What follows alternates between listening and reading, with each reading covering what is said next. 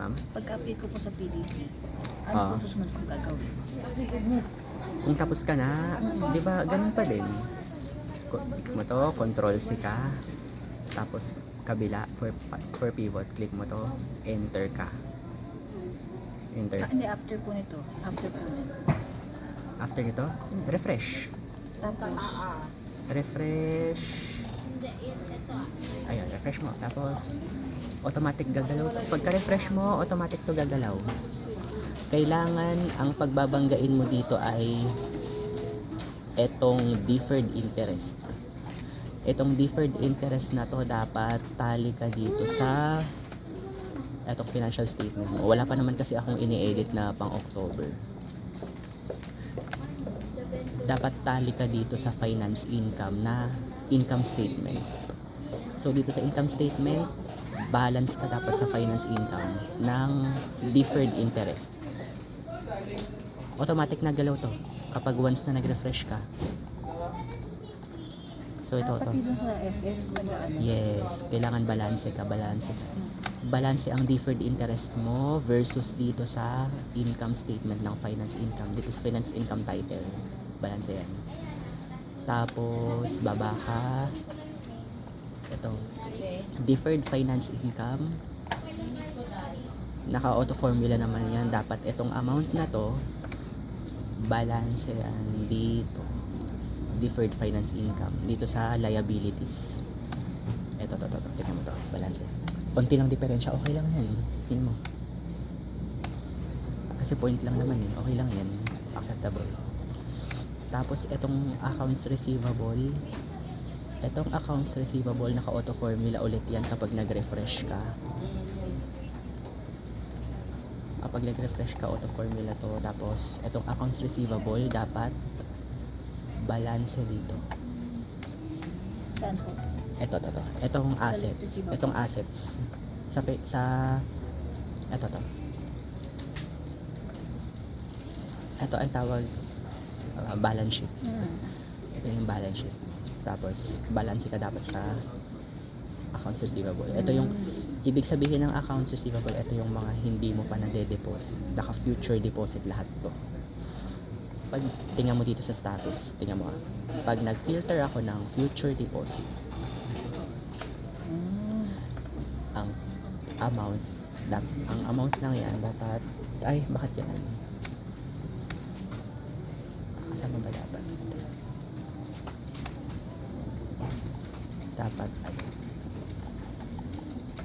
Future deposit. Kasama pala si for check replacement.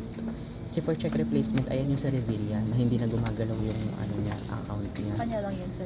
Oo, sa kanya lang yun. Sa kanya lang. Hindi talaga nagalaw yun. Walang balita about dun. So ito, tingnan mo to. Dalawa, for future deposit tsaka for check replacement. So dalawa ang i-check mo. Amount. Tingnan mo. Ito yung accounts receivable. For lahat ng future deposit tsaka for check replacement. Ito. Balance yan doon sa assets ng accounts receivable. List receivable. Balance dapat yan. Then, kapag good lang ang isa-search mo, ibig sabihin ng good, yun yung nabayaran mo na, nag-deposit ka na. So, kapag good naman ay interest deferred. Ano mo yung interest deferred? Anong total ng interest deferred? Ito, 1893. Dapat balance yan dito sa finance income. Na sa tawag dito, income statement. Dapat balance yan dito.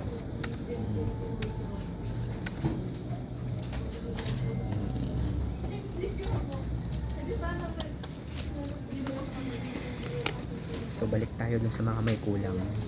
Tingnan mo, scroll lang ako. Si Abigail, napakita ko na yung si Abigail. Ito pa. Every 15th of the month may kulang na naman siya. Tingnan mo, hanggang July 15 lang binigay niya sa akin. May question ka pa po? Wala. Tingnan mo, July 15, 2026 ang last. Ganun ulit, follow up ka. Punta ka ng client information. Or si Crisel na lang muna kausapin mo about. Pwedeng through email or tawagan mo. Basta ahead of time ha, kapag dalawa na lang yung cheque. Ganyan na lang kasi medyo matagal yan. Ang hirap. Kasi ito pa. Itong Angela Revilla, hayaan mo muna yan. For check replacement yan. Tapos ito yung maganda, kompleto. Kompleto talaga binigay sa akin. Dapat ganon. Pero hindi nyo pa po na ano. Kompleto ang binigay sa akin. Okay, Hindi pa naman maganda yan. Maganda yan. Wala akong pina-follow up na ganyan for kompleto. Tingnan mo. Basta kagawa-gawa na lang ng ano. Yeah. Tingnan mo to. Ito kompleto to. May hanggang 2027 daw siya. Gawa-gawa na lang ng ganito. Ay, hindi. Ano ba? 2021, sorry. Sorry.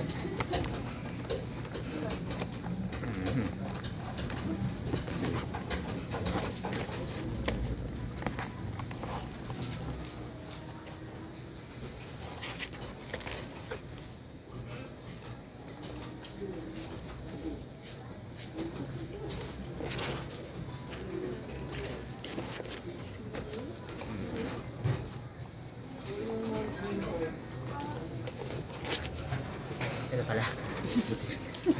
Sorry na, kinabahan ako. Basta ingat-ingat ka, huwag mawawala itong cheque. Ingat-ingat ka. Kinabahan siya sa kulang yung cheque. Tingnan mo, kompleto to. August 21, 2028. Oo nga. Kompleto to. Wala kang ipa-follow up kay Marlon Albay. Gagawin mo, magde-deposit ka lang dyan monthly. Sundan mo lang yung mga date. Every 21st of the month daw siya. 20 magbigay na ako. Bigay mo, iabot mo. Kailangan sakto sa date. Pero kung pumalo naman to ng weekends or holidays, sa banking days mo ilalagay yung deposit. Sa deposit slip. Ganun. Kanino nga po ulit ibibigay mo? Eden. Okay. Mag-open siya. Doon lang lagi. Siya lang naman yun. Si treasury, si Eden. Tapos neto, Norman Peradilla. Kulang na naman. So hanggang 2027 lang ang binigay niya. Ito. Hanggang 2027. Ganun ulit. Mag-follow up. Client information niya. Tapos, Kalma mo. basta pag may kulang, basta kapag may kulang, i-add mo lang. Apo. Teka, lagay ko na yung date para dapat hanggang 2028 lang. Ilagay mo lang tong check number. Security bank talaga yung bangko niya. Tapos si Alarte, kulang na naman.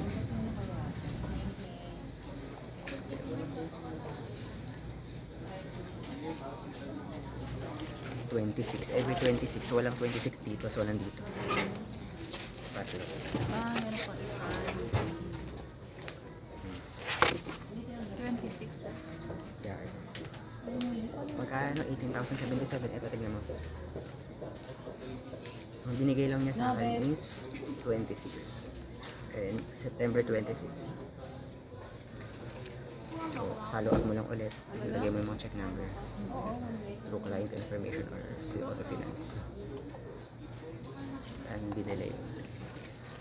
26 din. Si Randy De Leon ay ito. So, tago mo yung check. Ito.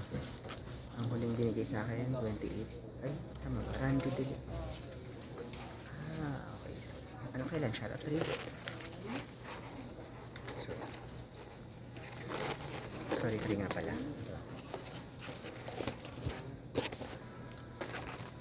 Si Randy De Leon daw ay every 3rd of the month. Ayun. 13, 7, 1. Oh, tama. 10. Kulang ulit. October 3, 2026 daw. So, kulang. Dapat 20. Dapat daw no, October 3, 2028 ang bibigyan yung check. May kulang pa. follow up mo lang ulit siya. Tapos, Julie nakasama na kompleto na. Wala kang ipa-follow up dyan. So, ito yan. So, ito yan. Ito yan. Per every third of the month. Kompleto. Mula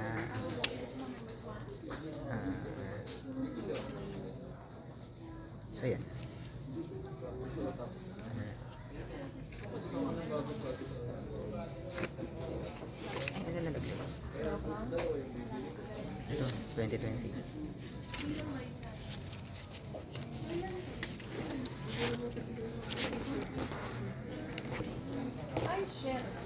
Ayan, Ira. Puro kulang lahat. Ba't Ano po ba ganun? yung pagkasunod ng number niyan, sir? Ano po yung number niyan? Wait lang, ito muna. Tapos kumatap. Si Ira Palma, kompleto naman. 26 ito. 26. Saan po kayo nakabase? Ito. PDC Ah, date. yung ano, PDC day. Yes, sa PDC Okay. date. Okay po. So, kompleto naman siya, si Ira Palma.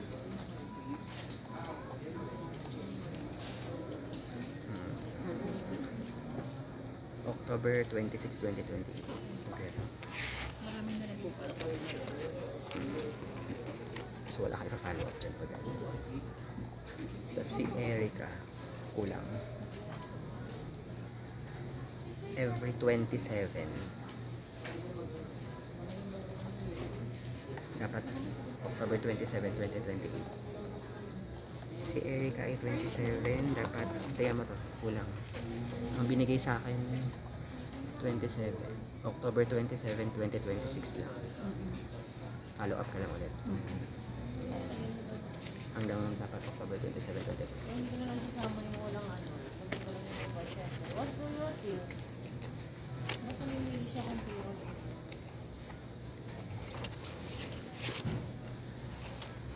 Simple pa rin yata. Baka mahal yung storage niya. Okay lang yun, Mark. Tapos, ang last na ba? Ay, hindi, iba pa. Si Rodalyn Pinagayaw. Kulang na naman. Every 10th daw siya. Ito siya, Robinson's Bank.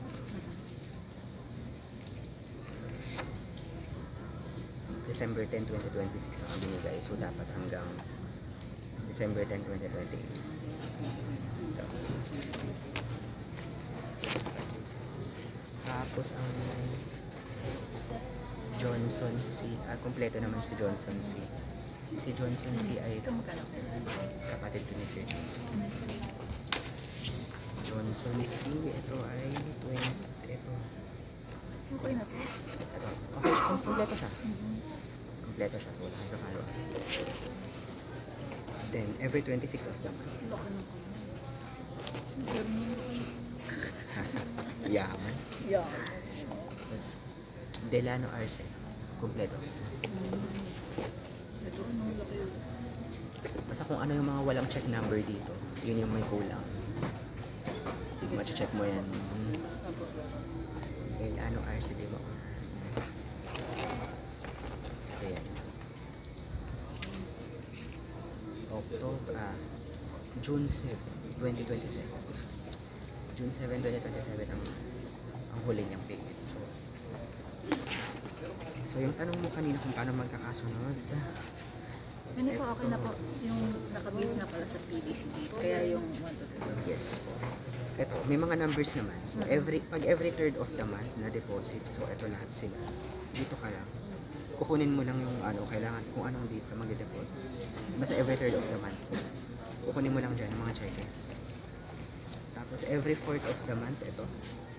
Every fourth of the month. Tapos every seventh of the month. Nandito naman yan sa client information. Ayan. Magtingin ka dyan. Yung ginawa niyo po na pang October, ibibigay ko na lang po. Xerox mo muna bago mo ibigay kayo. Ganun. Every third of the month. Pag every third of the month, dapat dalawa yan. Dalawang tao yan. Okay. 18,005 tsaka 13,079. So, dalawang tao yan. May mga pangalan naman. So, yan. Tapos, PDC rate naman din. Tapos, ito. every 4th of the month ay isa lang. So, ito lang. So, ito yan. Tapos, every 7th of the month. Kayo po yung mga nagawa niyo for October? Deposit slip. Nakapagsulat-sulat na ako. So, ikaw magsusulat kapag November. Okay. Tapos, sa deposit slip lang. Tapos, sulat mo sa likod ng box yung account number ng BDO Aurora. Ito. Ito yung account number. Susulat mo sa likod tsaka sa deposit slip. Dito lang.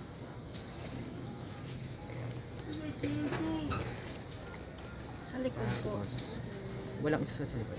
Sa likod ng cheque. Ang check-in mismo. Sa likod ng cheque dito sa box. Sulat mo yan. Okay. Yan. Tapos, every 10th of the month, makita mo.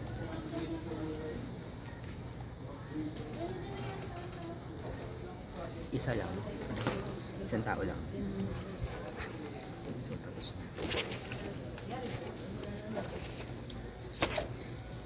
Then, every 15, isa lang.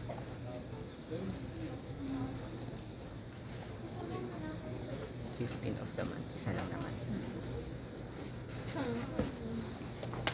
Every 16th naman, Sige na nga, magpo-post data entry na lang ako.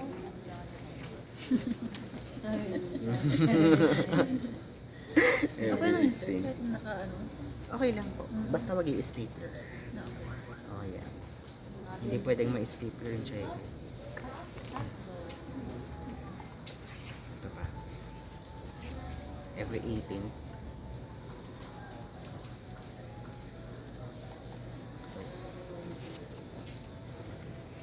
Tapos every 20th of the month.